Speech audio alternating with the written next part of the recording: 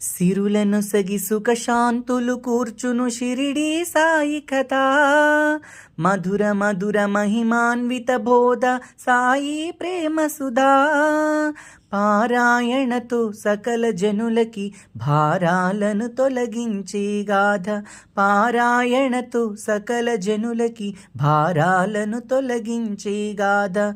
సిరులను సగి సుఖ శాంతులు కూర్చును షిరిడి సాయి కదా.